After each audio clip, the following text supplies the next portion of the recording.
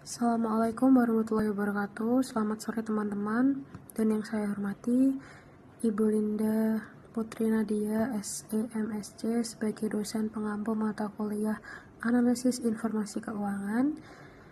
Hari ini saya dan kelompok saya ingin menyampaikan materi teknik analisis informasi atau comparison analysis.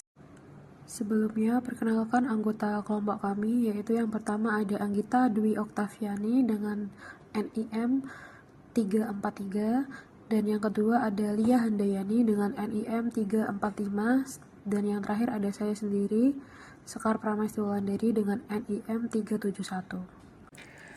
Laporan keuangan yang disesuaikan. Jika perusahaan pada periode sekarang memutuskan untuk menghentikan lini bisnis tertentu, maka pendapatan dan biaya yang berkaitan dengan lini bisnis tersebut dan laba atau rugi yang diharapkan yang disebabkan pelepasan lini bisnis tersebut akan diklasifikasikan dalam item operasional yang dihentikan atau discontinue operation dalam laporan laba rugi.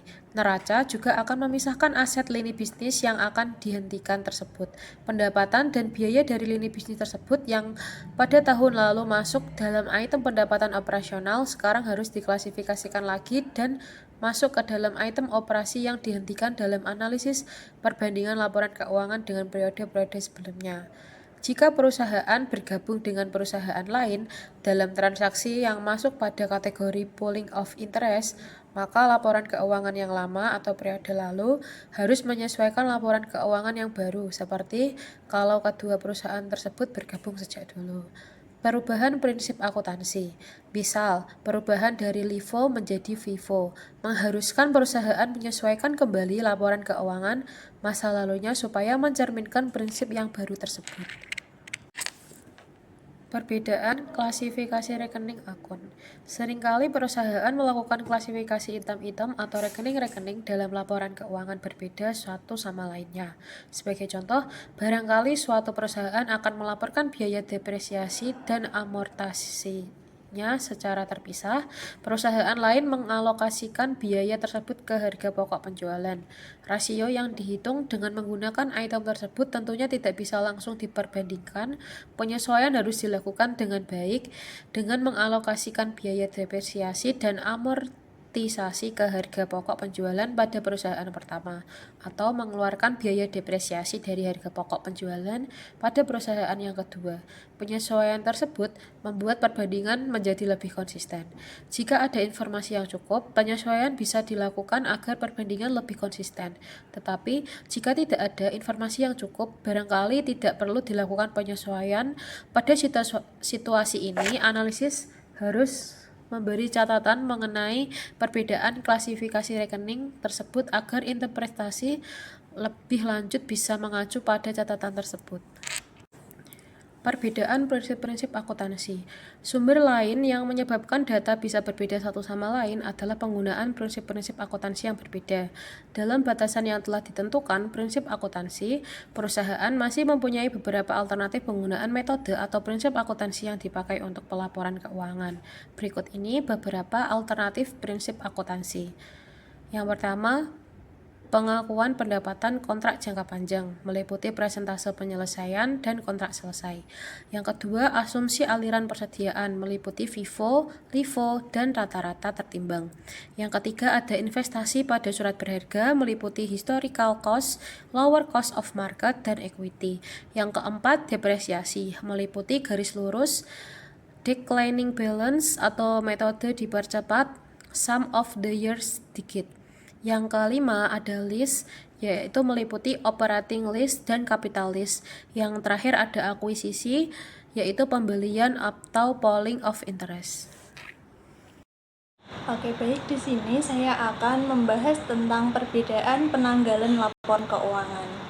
Nah, di sini itu tidak semua perusahaan menutup laporan keuangan pada tanggal 31 Desember. Sebagian itu memilih akhir periode lain agar sesuai dengan siklus musiman bisnis.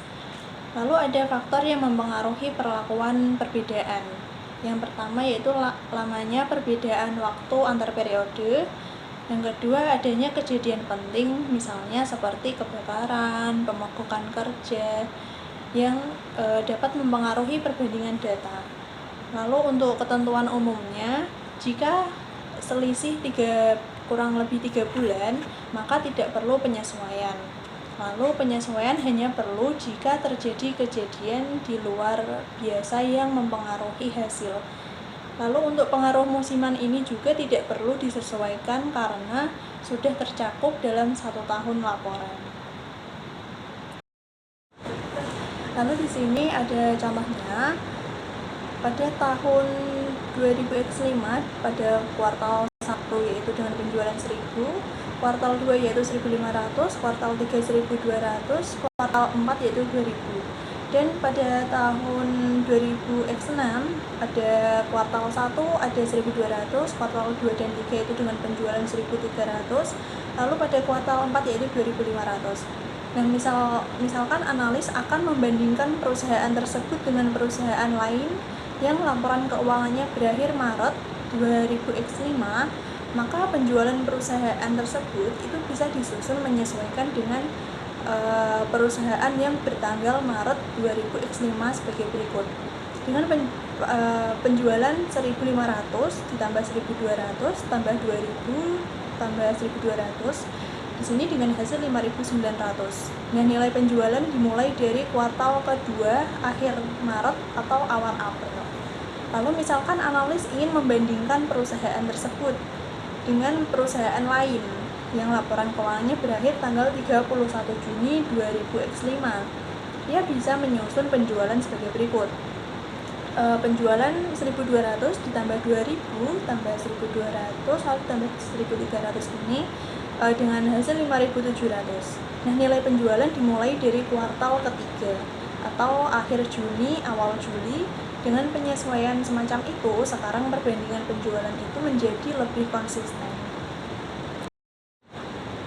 Selanjutnya ada perbandingan dengan data historis dan perbandingan dengan perusahaan lain.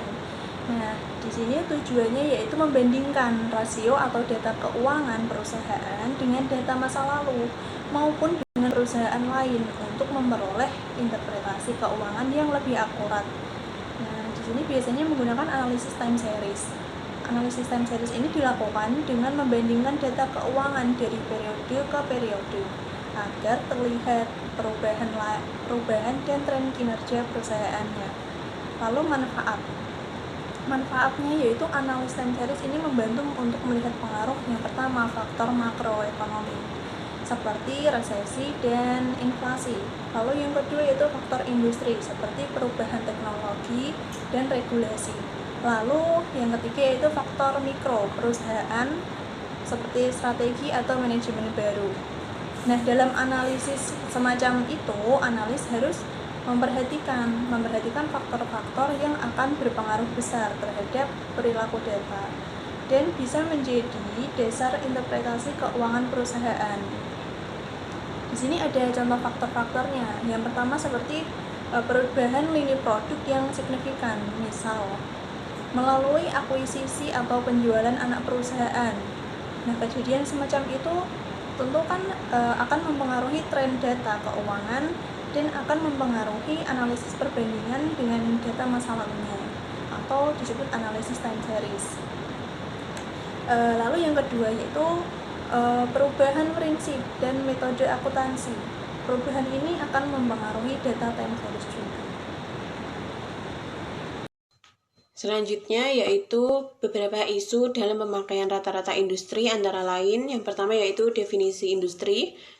Definisi industri tidak mudah dilakukan. Di samping itu banyak perusahaan yang mempunyai divisi yang bergerak pada beberapa industri yang berbeda antara satu sama lain. Pada situasi ini hanya divisi yang bergerak pada industri yang relevan yang bisa digunakan sebagai perbandingan. Jika divisi lain perusahaan tersebut tidak signifikan dibandingkan usaha pokoknya, barangkali data gabungan perusahaan bisa digunakan untuk perbandingan. Selanjutnya yaitu perhitungan rata-rata industri. Bagaimana rata-rata industri dihitung? Apakah dengan rata-rata biasa, ataukah rata-rata tertimbang, ataukah menggunakan data median? Jika rata-rata tertimbang digunakan, apa yang bisa dipakai sebagai pembobot? Penjualan nilai pasar, nilai buku aset, atau faktor lain.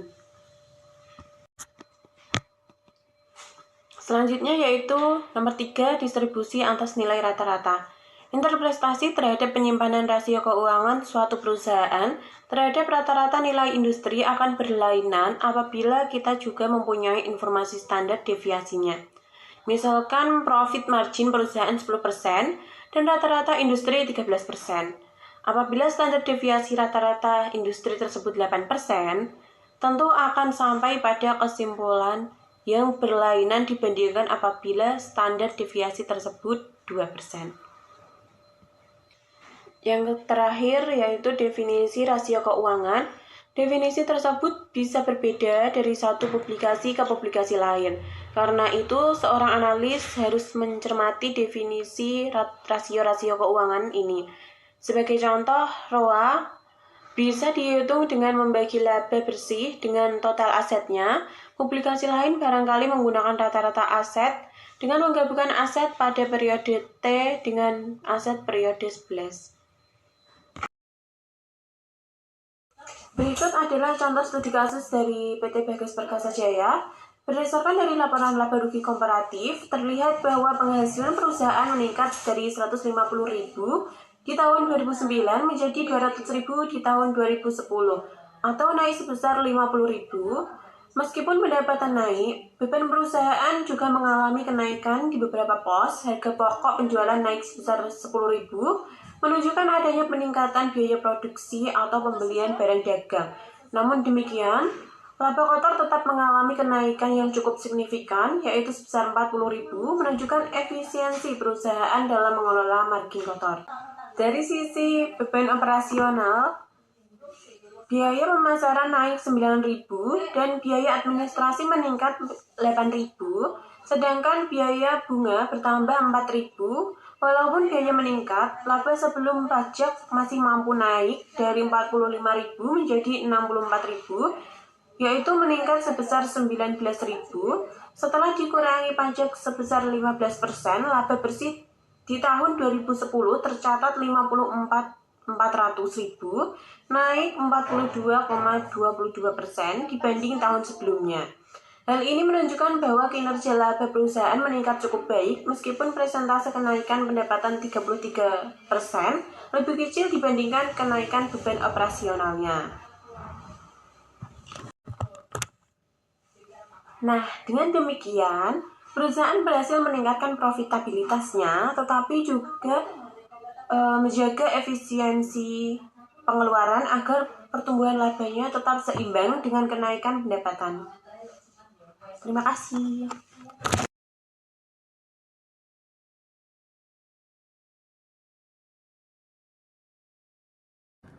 Sekian presentasi yang bisa kelompok kami sampaikan. Kurang dan lebihnya kami memohon maaf. Wassalamualaikum warahmatullahi wabarakatuh.